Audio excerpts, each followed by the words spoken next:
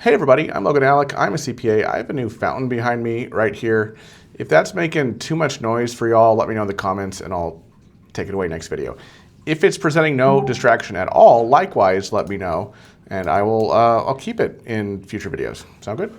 All right, matter of the day is Buck4472's question. Can you change your CNC to a PPIA? I think he means PPIA. Right? Can you go from current non-collectible status into a PPIA? Before I answer the question, you may be wondering why would you want to do that in the first place, right? Because with CNC, you're not paying anything to the IRS and they're not going after you. With a PPIA, you do have to pay something to the IRS every month. Also, in both cases, both a CNC and a PPIA, the IRS generally will file a notice of federal tax lien against you, so that's not really different. I guess one reason why one may want to get in a PPIA rather than CNC is that the IRS systemically removes people from a PPIA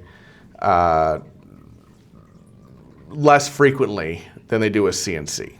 Okay, with a PPIA once in a blue moon, we'll see the IRS come in a couple years later. Hey, we need to update your financial information. Please give us updated financials. Right? They can do that. Yes, they can.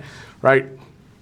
With CNC, though, it's in the IRM. If your income exceeds a certain level, right, above what your monthly expenses were times 12 for 12 months in the year, right, if your income is higher than that by a certain amount on your tax return, then they'll systemically kick you out of CNC and you'll be back in levy land, right? And we hear this a lot more often from people who come to us with choice tax relief as well, of our experience with their own clients, that, hey, I was in CNC, I got placed in CNC like years ago, but I just got like CP 504 for one of those years. Like, what's going on? Well, you probably got removed from CNC. This can happen with a PPIA. They can say, hey, give us updated financials. If they don't give you updated financials, they'll be like, hey, you're in default with your IA. But this kind of thing tends to happen more frequently with CNC. So, but can you change your CNC to a PPIA? Yeah, you can. Call them up. They're not going to say, oh, no, we don't want any money from you. You stay in CNC, no money. You can do that, right? And that's probably the main reason why I think you might want to do that.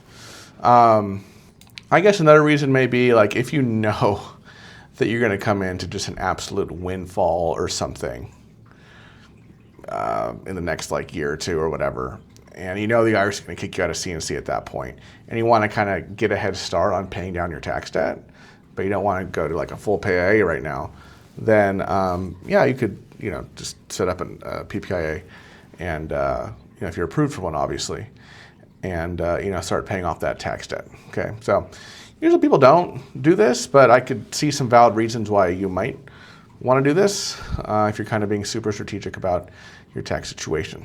So, good question, Buck. I don't think anyone's ever asked that before. This is like the first question on my channel about this particular question.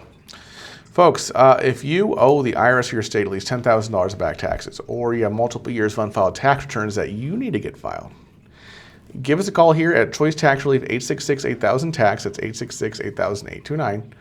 Or you can book a call using a link in the description below. We will talk to you then. I have some other videos on the left-hand side of the screen about CNCs and PPIAs and things like that for your education and enjoyment. Thanks so much for watching, everybody. See you in the next video. Bye-bye.